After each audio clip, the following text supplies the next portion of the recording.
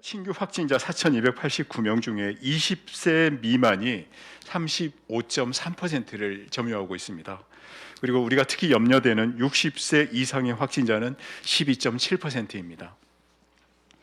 최근 일주일간 PCR 및 확진자 현황을 잠깐 말씀드리면 주간 평균으로는 검체 채취가 6,686건에 대해서 이루어졌고 그 중에 확진자는 3,761명이 확진되었습니다. 그리고 확진율은 56%를 보이고 있습니다. 다음은 신속 항원 검사 현황을 잠깐 말씀드리면 어저께 신속 항원 검사는 1,813명에 대해서 검사가 이루어졌고 양성자는 338명입니다. 그리고 최근 일주일간 제주 지역 발생 현황을 잠깐 살펴보시면 총 26,333명이 발생했고 이는 일평균 3,761명, 전주 대비 9,276명이 증가하였습니다. 그리고 최근 일주일간 성별, 연령대별 확진자 현황을 보시면 여성이 남성에 비해서 53.9% 빈도수를 보여서 조금 많이 발생되고 있습니다. 그리고 연령대를 보면 20대 미만에서 47.6% 확진이 되고 있고 60대 이상에서는 13%가 확진되고 있습니다. 다음은 다중이용시설 유형별 방역수칙 이행 실태 점검 결과를 간단히 말씀드리겠습니다. 점검 기간은 2021년 11월 1일부터 2022년 3월 10일까지 우리 도와 행정시 합동 점검반이 점검한 내용입니다. 점검 실적은 누적으로 19,980개소 점검이 이루어졌고 이 중에 행정처분이 13건, 행정지도가 141건이 이루어졌습니다. 3월 10일 하루 점검 실적으로는 64개소에 대한 점검이 이루어졌고 행정처분 사항은 없습니다. 다음은 우리도 오미크론 대응을 위해서 추가 병상 확충 계획에 대해서 잠깐 설명을 드리겠습니다. 우리 도에서는 오미크론 확산세에 대응해서 비상 병상 확보에 총력을 기울이고 있습니다. 전파력이 큰 오미크론 변이 바이러스가 예상보다 빠르게 확산하면서 최근 일주일간 제주 지역에서는 총 26,333명의 확진자가 발생하였습니다. 하루 평균 3,761명이 발생하고 있고 전주 대비 9,276명이 증가하는 등 조만간 정점에 도달할 것으로 예상이 됩니다. 특히 오미크론 변이 바이러스는 중증 화요율이 낮아서 입원율은 낮으나 기저질환과 연계된 입원 수요가 계속 증가할 것으로 전망됩니다. 현재 제주 지역 병상 가동률은 33.97%로 신규 입원 환자는 일평균 30명 미만으로 현재 유지가 되고 있습니다. 제주도는 도내 확진자 수 급증과 고위험군 환자 발생에 대비하기 위해서 감염병 전담병원 등의 병상을 추가 확보하고 있다는 말씀을 드립니다. 제주 지역 감염병 전담병원에서 운영 중인 병상은 현재 379병상입니다. 이 중 중증병상 22병상과 중등증 63병상을 추가로 확보하기 위해서 중앙사고수습본부에 전담병상 지정을 지금 요청해 놓은 상태입니다. 또한 코로나 환자를 일반 병상에서 치료하는 방안이 중수본 차원에서 검토됨에 따라 이를 도입하는 방안을 논의하기 위해서 오는 14일 도내 6개 병원장 및 전문가 회의를 개최할 예정입니다. 또한 제주 지역 첫 감염병 전담 요양병원의 본격 운영도 앞두고 있습니다. 우리 도는 제주의료원 부속 노인 요양병원의 197병상 중에 102병상을 소개해서 전담병상 74병상을 확보하는 것으로 중앙사고수습본부로부터 최종 승인을 받았습니다. 감염병 전담 요양병원 운영을 앞두고 동선 확보 및 환자 관리를 위한 시설 공사를 마무리했고 기존에 입원 환자 34명을 도내 7개 요양병원 등으로 전원 조치했고 금일 중 8명을 추가 전원할 계획입니다. 이에 따라 이르면 주말인 12일부터 감염병 전담 요양병원에 확진자들이 입소할 수 있을 것으로 예상됩니다. 또한 지난 2월 11일부터 밀접 접촉자 분류 대상을 동거 가족과 고위험 시설 3종 근무자로 축소했으나 최근 확진자가 급격히 늘면서 도내 유전자 증폭 검사 건수도 크게 증가하고 있는 실정입니다. 현재 제주 지역 검사 역량은 위탁 검사와 보건환경연구원 내 검사 등을 종합해서 총 1만 3천 건 정도이지만 검사 역량 확대를 위해서 위탁 검사 업체 한 곳을 추가하는 방안을 지금 검토 중입니다. 또한 전문가용 신속 항원 검사의 PCR 검사 연계 최종 양성률이 91.7%에서 96.8%로 또한 양성 예측도는 90% 이상으로 추정됨에 따라 3월 14일부터는 PCR 검사를 대체할 수 있게 됩니다. 전문가용 신속 항원 검사 결과를 최종 양성으로 인정하게 되면 결과를 좀 더 빠르게 확인할 수 있고 보건소 등 선별진료소의 PCR 검사 및 신속 항원 검사 업무도 일부 감소할 것으로 예상이 됩니다. 우리 도에서는 임신부 대상 신속 항원 검사 키트를 지원합니다. 오는 14일부터 도내 임신부를 대상으로 지급을 하게 되는데 물량은 총 1만 7천여 개로 1인당 총 10개씩 지급될 예정입니다. 신속 항원 검사 키트 수령을 원하는 임신부는 오는 14일부터 31일까지 주민등록상 주소지 읍면동 주민센터를 방문해서 신청 접수를 하면 됩니다. 우리 도에서는 보건복지부 지원 방침에 발맞춰서 임신부를 비롯해서 어린이집, 노인, 장애인 등 감염 취약계층을 대상으로 선제적으로 신속 항원 검사 키트를 지원하고 있습니다. 조달청 공급이라든가 배송 상황에 따라서 이달 말까지 차례대로 지급될 수 있도록 만전을 기하도록 하겠습니다.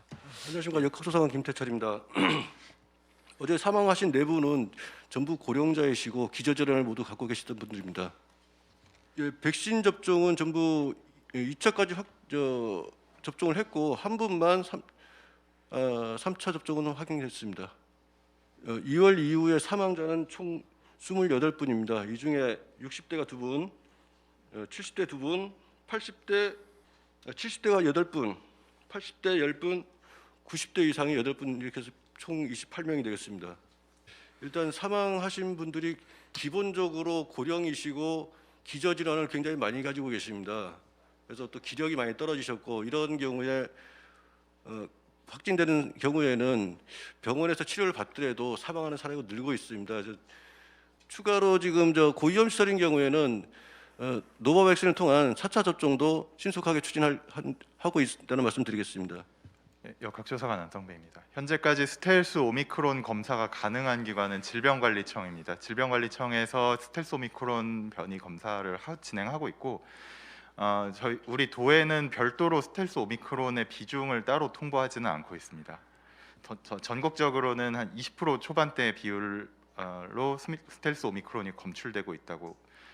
예를 들어서 첫 번째 경우는 이제 검체를 채취할 당시에는 생존해 계셨으나 검사가 진행되는 도중에 사망하신 경우가 있겠고, 두 번째 경우로는 이제 사망한 상태로 병원에 도착하셨는데 이제 사망 직전에 호흡기 증상이 있어서 검사해 본 결과 사후에 검체를 채취해서 검사를 해본 결과 확진이 되는 경우, 이런 경우에는 이제 사망 후 확진이 되는 사례들이 이런 경우에 해당하겠습니다.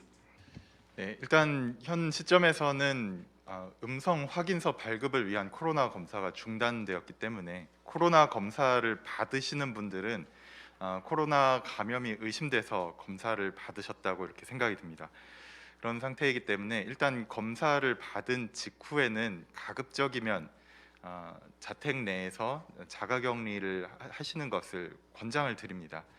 이후에 결과가 음성이 나온다면 이제 자가격리를 해제하실 수 있겠습니다만 이제 양성이 나온 경우에는 자가격리를 계속 유지해 주시면 됩니다.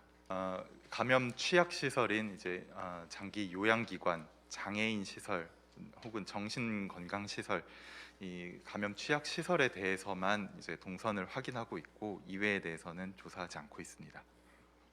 방역총괄과장 황순실입니다. 그 소아 거점 전담 병원은 지금 육지부 같은 경우는 그 어린이 전담 병원이 있습니다. 그 경우에 이제 소아 거점 전담 요양병원으로 이제 지정된 상태이고요. 우리 도인 경우는 그 전담 병원이 없기 때문에 제주대학교 병원 그리고 서귀포 의료원에 소아를 위한 그 상담 센터라든가 대면 진료, 비대면 진료까지 이렇게 처리하고 있는 상태고, 종합병원 일개소에 대해서 추가로 저희가 이제 소아 전담 병원으로 이렇게 추가 지정할 예정으로 있습니다. 생필품 그 지원 관련해서는 25일부터 중단된 게 맞습니다. 그리고 이제 생활지원금인 경우는 타 부서에서 이 업무를 처리하고 있는데요. 현재 저희가 알고 있기로는 지원 중단 예정이라는 어떤 문서라든가 이런 내용을 전달받은 사항은 없습니다. 네, 재택치료지원팀장 김미아입니다. 지금까지 재택치료 중에 팍스노비드가 처방된 분들은 모두 181명에 대해서 처방이 진행이 되었습니다. 최근에 그 발생 빈도를 보면 18세 미만의 학생들이 36% 이상의 빈도수를 보이고 있고, 특히 잘 아시겠지만 오미크론은 이동량이나 접촉량에 대해서 굉장히 민감하게 확진되고 있다는 걸 아실 겁니다. 언젠가 말씀드린 적이 있습니다만은 수도권을 제외한 그 지역, 그러니까 경상도 어느 한 지역이나 전라도 어느 한 지역과 제주도를 똑같은 그 빈도수를 비교해 봤을 때 이동량이나 접촉량이 관광객이나 입도객이 많은 제주도는 상대적으로 상당히 높을 수밖에 없습니다. 그게 이제 오미크론에게는 어떻게 보면 상당히 그 접촉 그 확진율을 높이는 그 근거가 되고 있을 거라고 저희는 여러 정황상 추정하고 있기 때문에 그럼에도 불구하고 오미크론이 이렇게 확진되고 있음에도 불구하고 입도객들이 특별하게 예전처럼 줄어들지는 않고 있기 때문에 아마 그러한 상황들도 상당히 제주도가 타 지역에 비해서 상당히 확진자가 늘어나고 있는 빈도수를 보이고 있고, 앞으로 아마 이러한 상황은 제주도가 관광지면서 여러 그 접촉량이 늘어나고 있기 때문에 더 늘어나지 않을까 하는 저희가 예측을 하고 있고, 전국은 아마 2주 정도 후에 정점에 이를 거라고 지금 그 발표가 되고 있는데, 우리 도는 이제 우리 도의 시뮬레이션을 그 결과로 하면 95% 확률로 봤을 때 3월 26일 정도가 우리 도는 정점이 될 것으로 생각하고, 아마 확진자가 5,800에서 7,600 정도 저희는 예상하고 있습니다.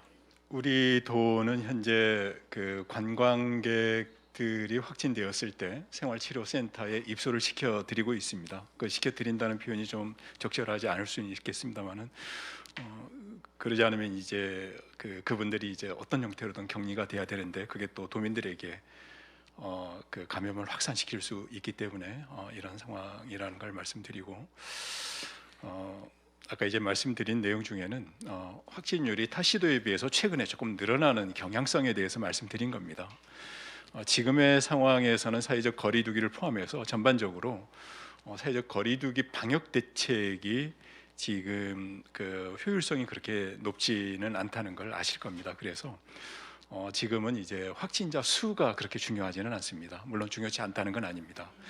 그보다 더 중요한 게 이제 중증 이행률이나 치명률이기 때문에 관광객들이 왔을 때 지역 경제의 상권 살리기와 확진자 발생에 대한 그 양쪽의 어떤 접점을 우리가 적절한 선에서 대응을 하고 지역 경제도 살리고 관광도 살리면서 동시에 확진자 그 방역 대응을 해야 되는데, 그러한 측면에서는 이제 지금 우리가 생활치료센터 등 상당히 그 많은 그 병상수를 확보해 놓고 있고, 조금 더 그 관광객 등 입도객들의 확진율이 높아졌을 때는 육생활치료센터도 지금 대비를 해놓고 있습니다. 수고하셨습니다.